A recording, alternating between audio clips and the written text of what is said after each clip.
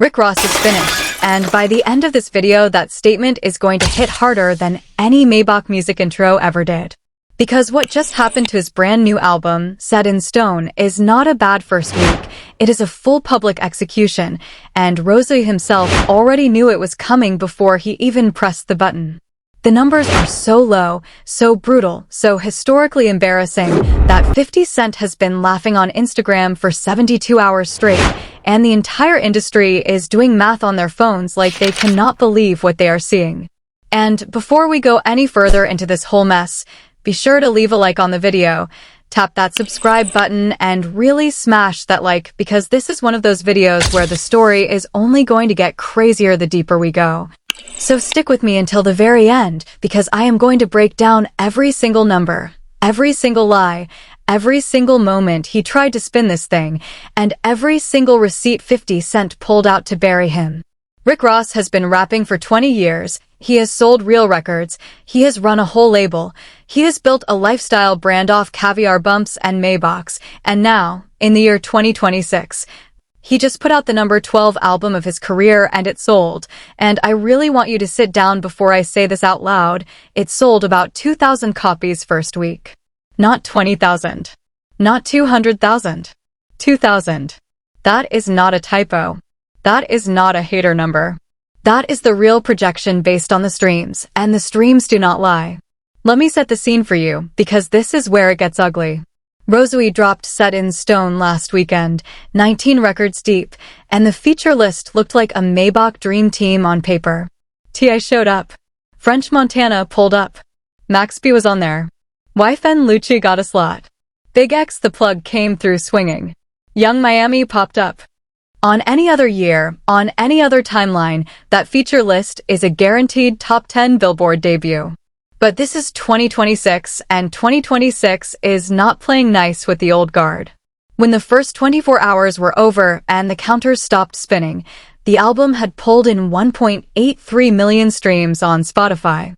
Now, if you are a casual fan, 1.83 million might sound like a big number. It is not. In stream-to-sales math, that equals roughly 1,200 album equivalent units on day one, which projects to about 2,000 copies for the entire first week. That is wood.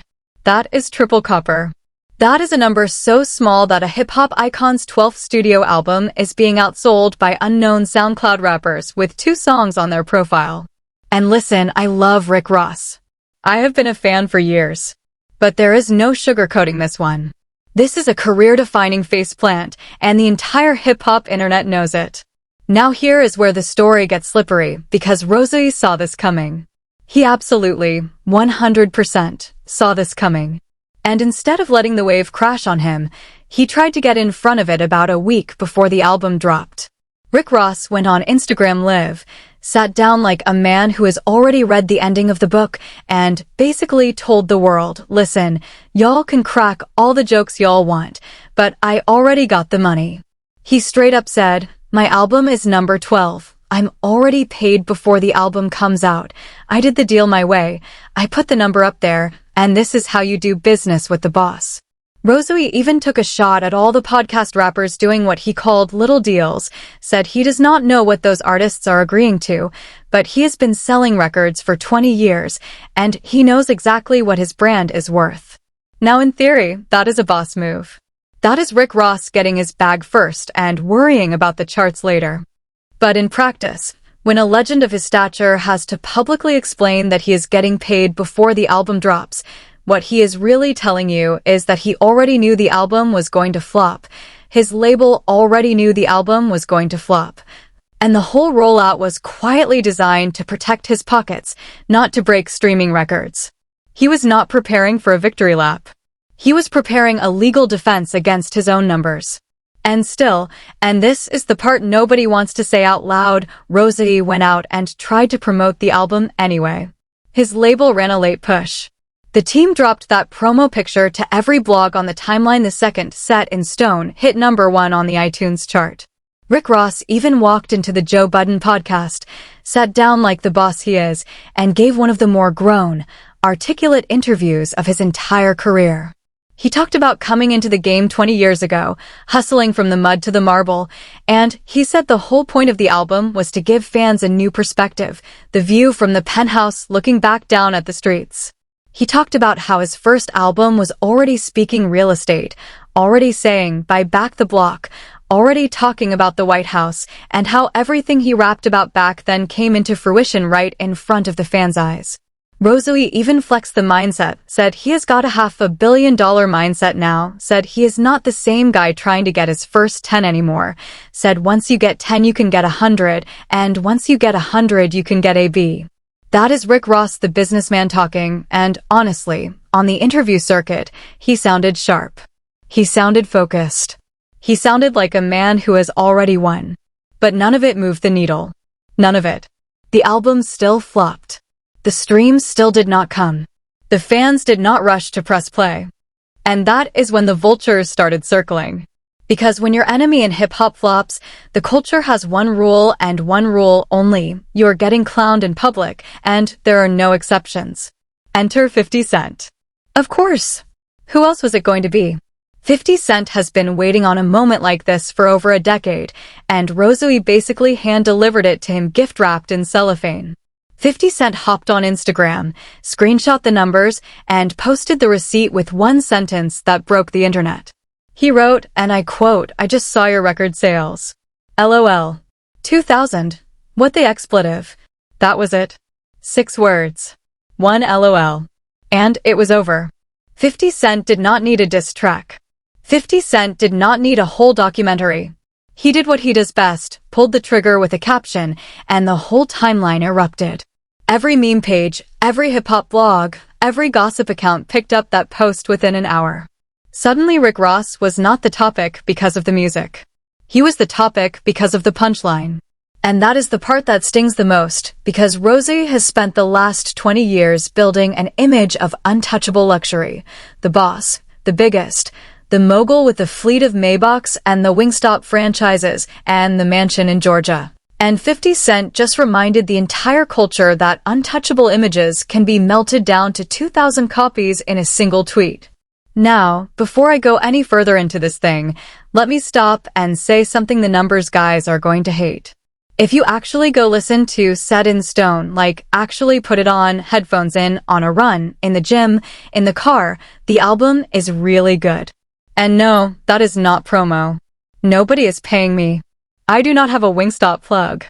But last weekend I was in the gym trying to get my swole on, and the 2 records I kept going back to on that project were Maybach Music 7, which features Jeezy and Don Toliver, and which honestly might be the most cinematic Maybach music installment since the second one, and Living Large, which is Rick Ross and Big X the Plug locked in and trading bars like it is 2012 all over again. The rapper still has it. The technician can still write a verse. He can still stack a hook. If you love actual rapping, if you love pen game, if you love bars, if you love that plush, over-the-top, cinematic Rick Ross production, this album is one of the better rap projects of the year, and I will say that on my mother's name. Top 5 of the year is not a crazy statement for this thing. But that is the tragedy of what just happened. The album is not the problem. The album is fine. The album is more than fine.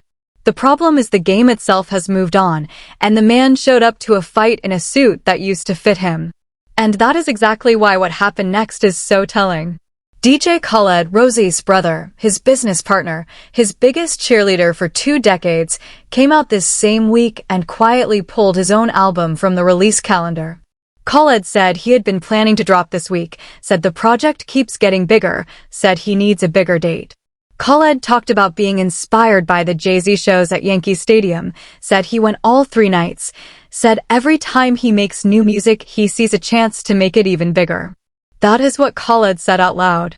But if you read between the lines, and you should always read between the lines when it comes to major label rollouts, Khaled watched what happened to Rick Ross with Set in Stone, watched the numbers come back looking like a small-town Bandcamp release, watched 50 Cent light up the timeline and decided, nope, not this month. Khaled pushed the album back not because it is getting bigger, but because right now, in this climate, without a monster single, without a viral moment, without a Kendrick or a Drake-sized cultural anchor attached to the record. Dropping an album as a legacy artist is basically walking into a firing squad and asking for the front row. Khaled is a lot of things, but Khaled is not dumb. He saw the writing on the wall, and the wall said, wait. So the question everybody is asking is simple. What in the world just happened to the album cycle? How is Rick Ross, one of the most consistent commercial rap artists of the last 20 years, dropping a project stacked with T.I., French Montana, Max B, YFN Lucci, Big X The Plug, and Young Miami, and doing 2,000 copies? And listen, this is where it gets uncomfortable, because the answer is not that he got worse. He did not get worse. The answer is that the game changed underneath him while he was still playing by the 2012 rulebook. In 2012, you could roll an album out with a couple of blog posts, a big feature or two, a strip club anthem, and a Def Jam machine behind you, and you were guaranteed at least 60, 70, 100,000 copies first week. In 2026, if you do not have that one massive, undeniable, TikTok melting single before the album drops, if you do not have that Kendrick Not Like Us moment, if you do not have that Drake feature that trends for a week, if you do not have that streaming anthem that everybody is arguing about on Twitter, the fans literally will not press play. They will not do it. And Rosie, as legendary as he is, did not have that single. This album had features. What it did not have was a cultural moment. And in 2026, without a cultural moment, you are what? You are triple copper. You are a legend selling 2,000 copies. Now let me say something that a lot of people in these comment sections are afraid to say out loud, because I am not afraid to say it. Rick Ross is not the villain of this story. He did nothing wrong. He made a good album, promoted it as hard as his 49-year-old schedule would allow him to, sat down with Joe Budden, did the press, dropped a full-length trailer with Dion Cole, and delivered a genuinely solid piece of music. His crime is that he is a legacy artist in a moment where legacy artists get eaten alive by the algorithm. And this is where the numbers guys, the streaming trolls, the your favorite rapper flopped bloggers, the calculator in hand hip-hop fans need a reality check. Because these are the same people who spent 2 years telling Drake he was cooked because his numbers were dipping. These are the same people who spent 5 years telling Nas he could not sell. These are the same people who told J. Cole nobody was checking for him until he dropped a project and moved 1 million in a week. The calculator fans do not know music. The calculator fans know numbers. And numbers are the smallest, dumbest, most reductive way to talk about a Rick Ross album. But here is the part that is going to sting for the Rosie fans watching this, because I have to be honest with you or I am wasting your time. Numbers-wise? He absolutely flopped. That part is not up for debate. That part is not a hater take. That part is math. 2,000 copies first week for the 12th studio album of a hip-hop icon is a career low, and it is not close. There is a reason no other legacy act is putting out an album right now. There is a reason DJ Khaled backed out this week. There is a reason Nas has been quiet. There is a reason Jeezy has been curating instead of dropping. There is a reason the entire class of 2005 through 2012 has been sitting on projects. They are watching the same graveyard he just walked into, and they are learning in real time. Because in the year 2026, if you drop an album without a mega single, without a viral moment, without a controversial feature, without a beef, without a documentary attached, you get these kinds of numbers. And these numbers are 2,000 copies. And 2,000 copies is a punchline in the group chat. Meanwhile, on the other end of the phone, Rosie himself has not stopped smiling once. And this is the part that separates him from the pack, and this is why he is going to survive this, and this is why 50 Cent's little Instagram jab is going to age worse than he thinks it will. Because the morning after the numbers came out, Rick Ross hopped on his Instagram, poured himself something, looked into the camera, and said, morning glory, baby. He reminded his fans that Set in Stone is the #1 record on iTunes. He thanked the streamers. He thanked the fans buying the physical vinyl. He thanked the fans buying the physical CDs. He thanked the fans grabbing the exclusive merch. He called the project Album of the Year. He said listen to the vibes, listen to the production, listen to the wordplay. He called the album a boat, in that classic Rosé way, and just kept it moving. That is a man who has already collected his check, already crossed his profit line, already told himself the story he is going to tell for the next 20 years, and cannot be moved by a screenshot. That is a boss.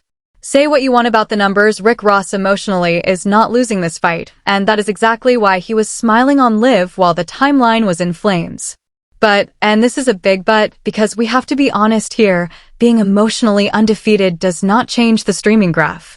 Rosé can smile all he wants. The graph does not care. And this is where the story takes its darkest turn, because what we are watching in slow motion is the end of a specific era of hip-hop. The era where a signature artist could put out a grown man rap album, drop a couple of features, ride the label promo, and expect a solid commercial return. That era is dead. It got buried this week. It got buried the day these numbers hit the internet. And the tombstone reads "Set in Stone," which, in a way, is one of the most poetic things that has ever happened in rap. He named the album Set in Stone. The numbers came in set in stone. The era that made him a superstar died set in stone. Rosé wrote his own eulogy in the title and did not even realize it. And the internet has not stopped since. Every hip-hop page on Instagram is running with the 2000 number. Every podcast host is doing a segment on it. Every rap Twitter reply guy is quoting 50 Cent's posts like it is scripture. Meme accounts are running side-by-side comparisons of these first-week numbers versus indie artists nobody has ever heard of and putting Rick Ross on the losing side. It is brutal. It is unfair. It is also the game. And the game does not care about your resume. The game cares about the last number you posted. And his last number is 2000. So what happens now? What is the play from here? Because Rosé is not the type to retire. He is not going to leave the game. He has too much money invested in his own brand, and he has too much pride to walk out on a flop. The smart move, and this is the move he has already been quietly making, is to lean all the way into the legacy business play. Rick Ross has the label. He has the real estate. He has the Wingstop empire. He has the wine. He has the events. He is going to keep dropping albums the way old-school jazz legends kept recording for the love, for the catalog, and for the diehards who will buy the vinyl no matter what the streams say. That is fine. That is a life. That is a legend's second act. But the days of being a first-week commercial force? Those days just got buried this week in 1,200 day one units. And that is the truth, whether he wants to smile about it on live or not. Now, one thing I have to give the man credit for, and I said this earlier, but I want to hammer it one more time before we close this out, because it matters. He made a really good album. This is not a lazy project. This is not a paycheck album. Rosé came correct. The production is expensive. The features are earned. Maybach Music 7, with Jeezy and Don Toliver, is the most cinematic thing he has put out in 5 years. Living Large with Big X The Plug is a genuine passing of the torch moment. There are records on this album that, if the culture actually gave them a chance, could easily be end-of-year list contenders. But that is the tragedy. The music is good and the culture is not listening. And the culture not listening does not make the music worse. It just means the culture and the music are on two different timelines right now, and Rick Ross happens to be standing in the gap between them, holding a project the algorithm does not know what to do with. So here is the real question I want you to sit with before you jump into the comments, and I want a real answer, not a hot take. Is Rosé actually a flop? Or is he just the first casualty of a music industry that no longer knows how to sell a legacy rap album? Because if this happened to him this week, it is going to happen to Jay-Z the next time Jay-Z drops. It is going to happen to Nas. It is going to happen to Common. It is going to happen to Ice Cube. It is going to happen to any legend who thought their name alone was enough to move units in 2026. Rick Ross is the canary in the coal mine, and the coal mine is on fire. And the calculator fans on Twitter clowning him today are going to be the same people crying next year when their own favorite legend drops and does 8,000 copies first week. Meanwhile, 50 Cent is not done. Because 50 Cent never lets a moment die. Expect him to milk this number for at least another 2 weeks, maybe 3, maybe a whole month. Expect the memes. Expect the Instagram jabs. Expect a power spin-off joke or two. Expect 50 Cent to bring it up in a random interview about vodka. That is how he operates.